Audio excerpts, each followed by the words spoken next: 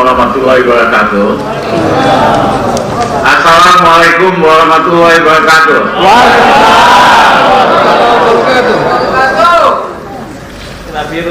Saya bangga dengan inisiatif ini karena hari ini banyak orang takut ngapa-ngapain. Bukan hanya takut sama corona, takut sama tukang bohong, takut sama apa gitu. Ya kan? PNS takut, apa takut. Jadi saya salut sama saudara anggota DPR Bung Kamrudin ambil inisiatif ini dan kawan-kawan dari kami, karena memang dalam suasana serba ketakutan ini kita justru harus semakin berani. Harus dibalik logikanya. Kalau semua orang berani, kita nggak perlu terlalu berani. Tapi mumpung semua orang ketakutan, kita harus lebih berani kok. 2 tahun sebelum krisis ekonomi 97-98, kami keluarkan laporan bulan Oktober 96, 2 tahun sebelumnya, bahwa Indonesia akan mengalami krisis ekonomi yang besar. Ada angka-angkanya, ada reportnya, dan kejadian. Dan akibat krisis ekonomi itu terjadi perubahan politik. Memang kalau krisis ekonomi besar, biasanya terjadi perubahan politik. Bung Karno, Pak Harto, ya, dan kalau nggak hati-hati, sebentar lagi terjadi perubahan politik di Indonesia.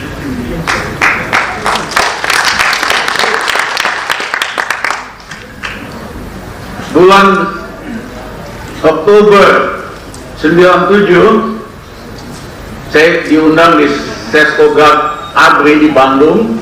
Ada 200 jenderal dan kolonel. Kebetulan pada waktu itu saya penasihat ekonomi Angkatan Bersenjata Republik Indonesia. Saya gambarkan Indonesia pada waktu itu bagaikan bola kaca yang sudah retak karena bakal ada krisis besar tahun 98,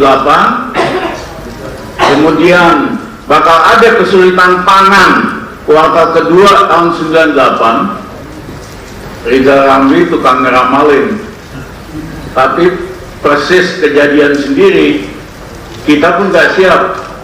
Kuartal kedua 98 saya ditelepon sama pembantu di rumah, Pak, di supermarket nggak ada beras, Pak. Kita ternyata nggak siap-siap. Ya, saya perintahkan untuk beli beras 1 truk bagi kawan sama keluarga buat stok 3 bulan. Yang ketiga, pada waktu itu Amerika sudah putuskan bahwa Pak Harto udahlah, jangan diterusin gitu, dengan mengirim Vice President Mondale ke Jakarta. Yang terakhir, teman-teman pro demokrasi udah nggak betah lah Pak Harto 32 tahun.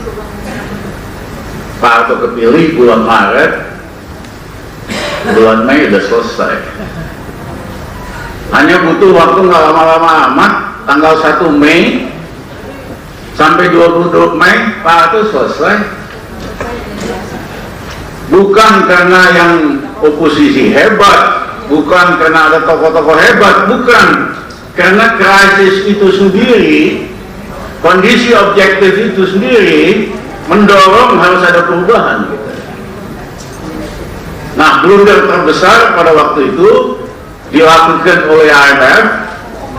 Saya diundang 26 April 98 ke suite di Hyatt.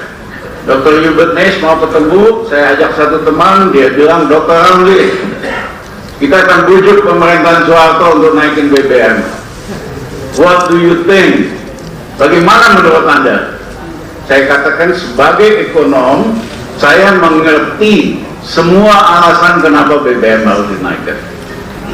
Tapi jangan, karena kondisinya udah panas. Dr. Hubert Ness sombong sekali. Dia katakan, Dr. Ramli, Anda berlebih-lebihan. Setiap pagi saya pakai celana pendek, jogging outfit, saya jogging di kebun kacang, daerah miskin di belakang kebun di Grand Hyatt. Dan saya lihat orang Indonesia senyum semua. Saya dalam hati marah, orang Indonesia nggak sarapan pagi, nggak makan siang, pengangguran, lihat bule, pas senyum pasti senyum balik. Saya katakan sama Dr. Nes, I don't want to argue with you, just take a note of what I said. Tanggal 1 Mei 98, pemerintah Soeharto naikin BBM 72%, minyak tanah 40%. Besoknya tanggal 2 terjadi demonstrasi besar-besaran di kampusnya Bung Kampus Ramlan, kampus UMI di Makassar. Memang yang paling bandel di Makassar itu UMI, bukan Unhas. Ya, rame macam-macam, bahkan Medan seminggu kemudian, Surabaya cuma 3 hari, masuk Solo, Solo hancur, seminggu kemudian masuk Jakarta, Jakarta hancur, dan akhirnya Soeharto turun. Waktunya nggak lama kan, 1 Mei sampai 21 Mei. Sampai akhir April, semua elit Indonesia, militer, kalangan politik, bisnis, media, nggak ada yang percaya Soeharto bakal jatuh. Soeharto baru dipilih kuat kok jatuh gitu loh. Nah, kayaknya ini bakal dimulai di UMI lagi. Kayaknya. Nah, hari ini apa yang terjadi? Ada 5 balon atau bubble dalam bidang ekonomi. Satu bubble yang pertama, bubble makroekonomi. Semua indikator makroekonomi merosot dibandingkan 10-15 tahun yang lalu. Tadi Anthony sudah jelaskan. Primary balance, current account deficit, tax ratio paling rendah, dan sebagainya. Dengan kondisi begitu, harusnya rupiah merosot lebih dalam, minimal sampai 16.000 perak. Tapi tidak terjadi karena didoping, diberikan suntikan intervensi dolar hasil minjem. Seperti tadi Anthony lihat kan, akhir tahun, awal tahun minjem dolarnya banyak banget di luar keperluan dengan bunga lebih tinggi. Itulah yang dipakai intervensi daripada dolar sehingga kelihatan menguat. Saya ingat sebelum pemilihan gubernur dan deputi gubernur Bank Indonesia di DPR, Saudara Peri Waluyo, gubernur BI yang sekarang, dia datang ke rumah, ya, karena takut di fit and proper. Nanti kan pasti RR yang fit and proper di DPR kan, begitu ceritanya. Dia minta akses apa? Saya bilang, Pak Peri, tahun depan ini bakal susah. Tidak bisa hanya pakai intervensi moneter. Itu kayak buang garam ke laut. Harus ada reformasi, perubahan, terobosan di sektor real dan fiskal. Itu memang bukan wilayahnya Pak Peri sebagai gubernur Bank Indonesia. Tapi Pak Peri harus berani ngomong di dalam, ngomong sama Jokowi, ngomong sama siapa, supaya kalau hanya pakai engine moneter, ini timpang, costly, buntutnya biayanya makin mahal di masa yang akan datang. Pada waktu itu sih Pak Peri seperti biasa lah mau dipilih, jadi janji ya berani. Tapi saya dengar dia kagak ada berani-berani itu di dalam kabinet ya. Jadi tidak aneh walaupun di beberapa minggu yang lalu 100 triliun itu nggak ada artinya. Ya, bayangin fact aja, berapa kemarin fact intervensinya? 102 triliun, cuman sejam doang manfaatnya. Habis itu anjlok lagi. Bapak ibu ingat nggak tahun 98? Rupiah anjlok, Bank Indonesia selalu intervensi menjelang sore. dolar turun. Besok pagi ibu-ibu udah ngantri semua di itu foreign exchange shop, modal $2.000, modal $3.000, beli.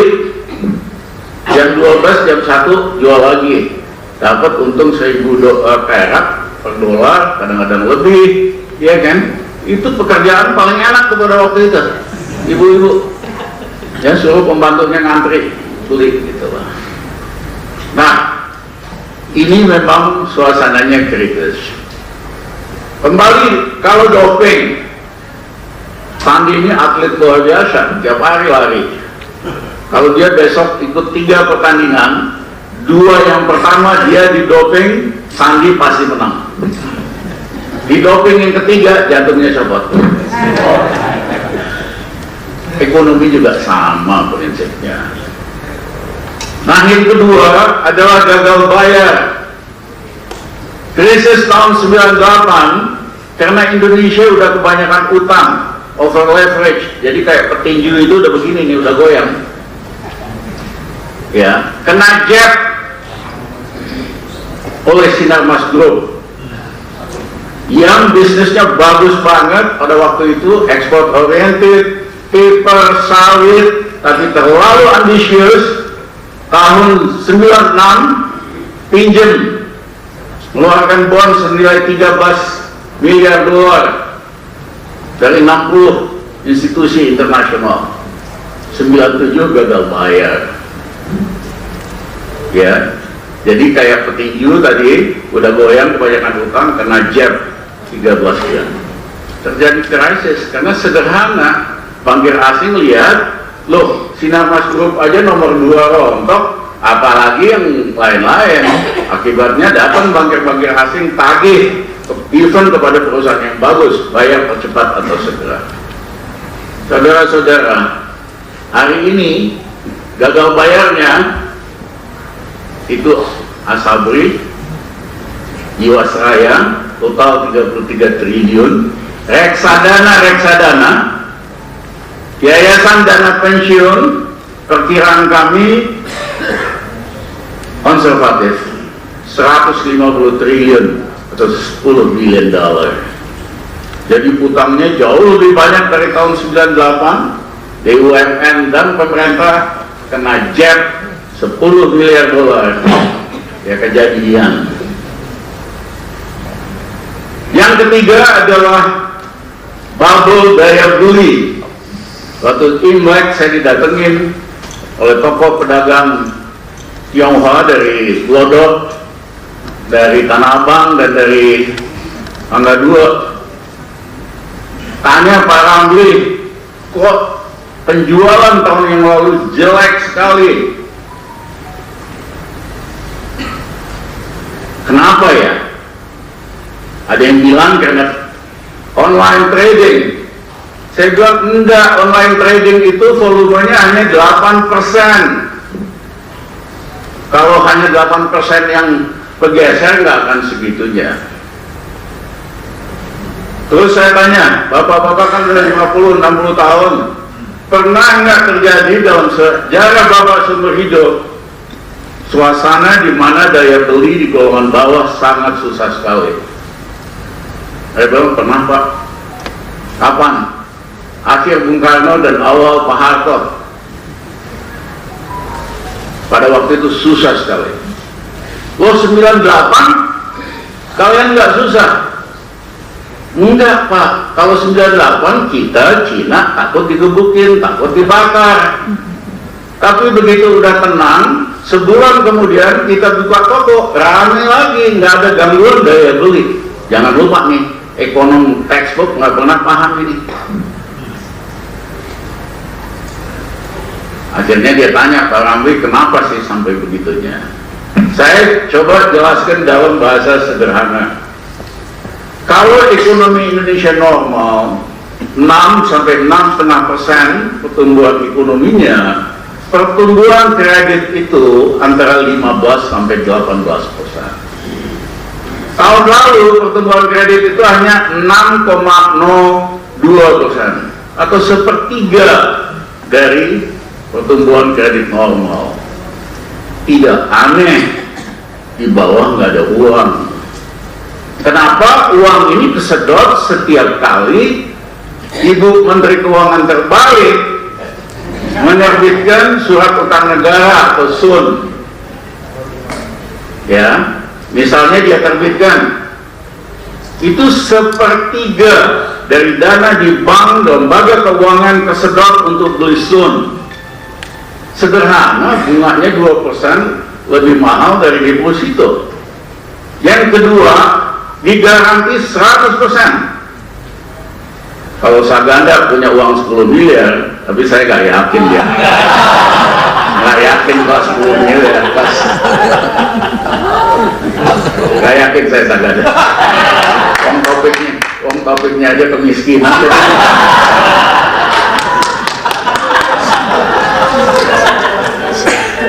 Kalau punya uang 10 miliar, kalau mau aman mesti ditaruh di 5 bank, karena pemerintah hanya jamin 2 miliar per bank.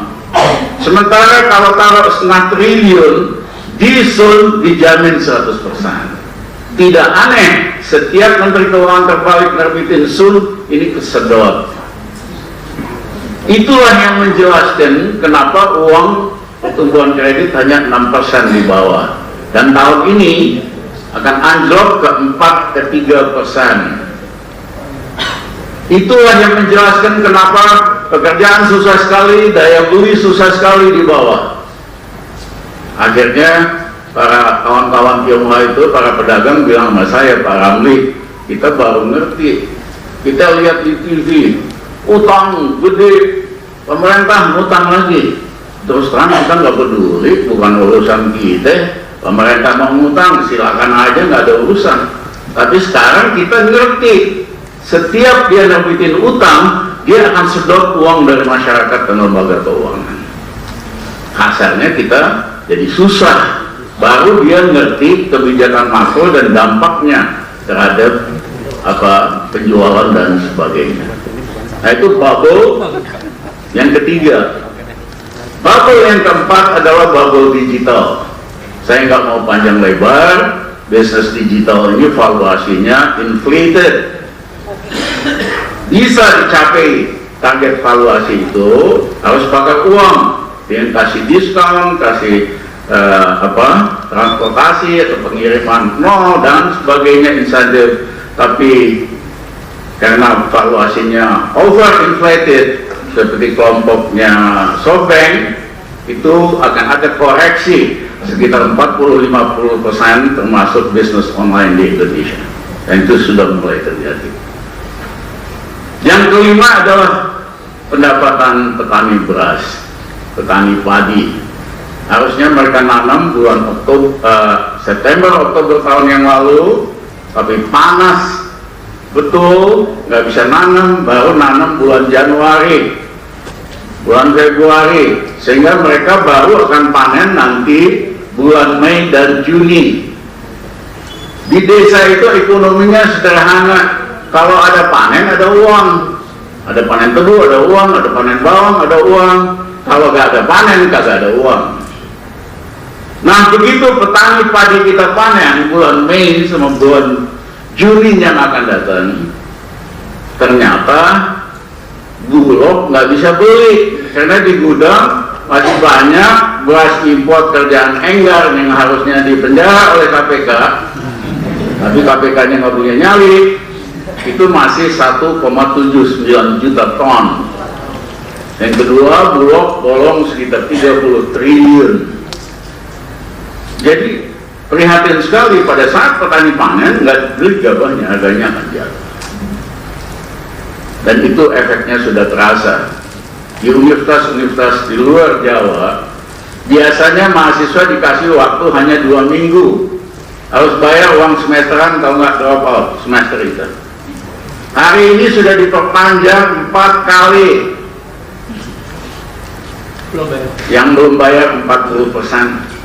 Universitas juga bingung, karena kalau diberhentiin 40% gimana? Karena kebanyakan mereka petani sawit, petani karet, coklat, lagi jatuh semua. Karena pemerintah ini dari dulu memang tidak punya inisiatif untuk bisa mengangkat harga petani. Nah, saudara-saudara, bubble ini terjadi pada saat yang bersamaan, mulai sekarang sampai habis lebaran lah. Kalau hanya satu-satu bisa diselesaikan, tapi ini terjadi sekaligus. Kalau orang Kristen bilang jalannya Tuhan, kok kejadian sekaligus? Ya. Dan yang kena sebetulnya udah banyak. Kalau yang kecil-kecil kena seperti saya jelaskan tadi. Yang menengah, siapa yang naruh uang di asuransi? Siapa yang naruh uang di reksadana, dana pensiun? Kebanyakan menengah. Mereka udah kepukul, nggak berani teriak aja. Yang gede-gede juga udah kena. Lihat aja di bursa saham, 2 top business group di Indonesia, nilai valuasi sahamnya berapa minggu terakhir turun hampir 260 triliun. Gede gitu, cuman mereka pada diam, nggak berani ngomong. Nah, selama ini banyak kawan bisnis bilang sama saya, mereka nggak suka dengan kebijakan ekonomi Jokowi. Misalnya cuman austerity yang mengumpul pajak. Tapi mereka selalu ditakut-takuti oleh hantu Islam. Ya, Indonesia mau jadi negara khilafah, negara Islam. Akhirnya pada nyumbang semua sama yang kuasa gitu. Jadi itu alat untuk kampanye dan alat untuk fundraising ternyata hantu Islam itu. Nah, saudara-saudara, kelima balon tadi akan mulai terjadi. Balon itu meletus tidak perlu kampak, tidak perlu golok, tidak perlu linggis. Peniti-peniti kebenaran aja kita nyatakan kebenaran itu coba.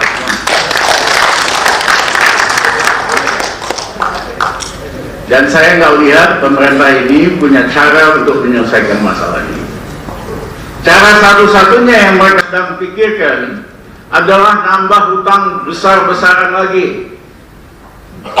Salah satu caranya mereka mau melonggarkan undang-undang tentang batas pinjaman maksimum. Kan ada tuh batas pinjaman maksimum 30% ya kalau tidak salah. Itu mau dilonggarkan undang-undangnya. Yang kedua, mereka lagi ngincer pinjaman corona dari IMF. Saya sebut bukan pinjaman corona, bukan corona loan, tapi virus loan. Kenapa setiap kali kita minjem IMF pasti menimbulkan masalah lebih besar daripada seharusnya. Kalau teman-teman ingat, kita undang IMF waktu itu, saya satu-satunya ekonom di Indonesia yang menolak Indonesia undang IMF. Karena pengalaman di negara lain, siapa yang minta tolong pinjaman sama IMF, hancur. Latin Amerika, Yunani. Harusnya tanpa kita undang IMF, krisis ekonomi 98, ekonomi tadinya rata-rata tumbuh 6,5%, paling anjlok ke 2 sampai 0%. Hitungan kami. Begitu diundang IMF, kasih advice yang nggak pas, anjlok ke minus 13%. Resesi paling dalam di Asia pada waktu itu. Jadi kalau Pak Jokowi sama pejabat-pejabatnya lagi pikir buat tambah hutang lagi, satu dengan melonggarkan batasan undang-undang tentang batas maksimum 30%, yang kedua ngincer corona loan atau virus loan. Caranya bagaimana? Tadinya kan sibuk bantah pada ada corona begini begitu. Begitu IMF umumin ada funding buat corona loan, langsung meningkat tuh jumlah kasusnya.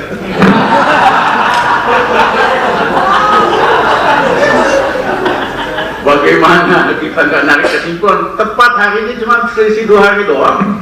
IMF umumkan, ya kan, dia ada loan untuk negara yang kena corona. Dia dari tadinya nggak ngaku apa-apa pada ngaku semua. Tapi hari ini kita udah kebanyakan utang.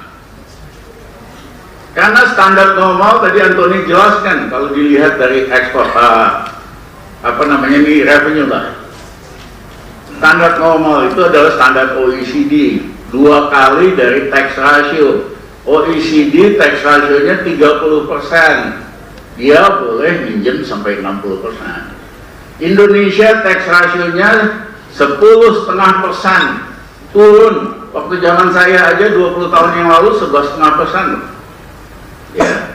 Jadi hanya 2 kali dari 10,5%, hanya 21%. Kita udah nyaris 30%. Makanya udah bahaya, udah terjadi crowding out effect seperti yang saya jelaskan tadi. Nah, saudara-saudara, saya juga ingin mengatakan ya bahwa yang sekarang ini dukungan politiknya tidak real. Bukan Bung Karno yang banyak orang yang mau mati buat Bung Karno, bukan Gus Dur banyak yang mau mati buat Gus Dur, bukan juga Megawati. Dukungannya hanya digital, influencer sama buzzer. Buzzer ini adalah manusia paling penakut di seluruh dunia, karena nggak berani pakai namanya sendiri. Kebayang nggak seorang buzzer di Kuitang berani pakai namanya sendiri? Tiap hari timpe Anies Baswedan digebukin sama orang sekampung. Jadi saudara-saudara, dukungannya ini digital. Karena dukungannya digital, artificial, suara jauh lebih kuat.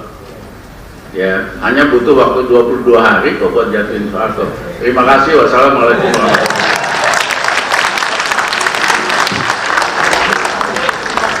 Akan mulai dari bumi ya. Ya, Pak Rizal Ramli, terima kasih sudah berbagi bersama kita di sini.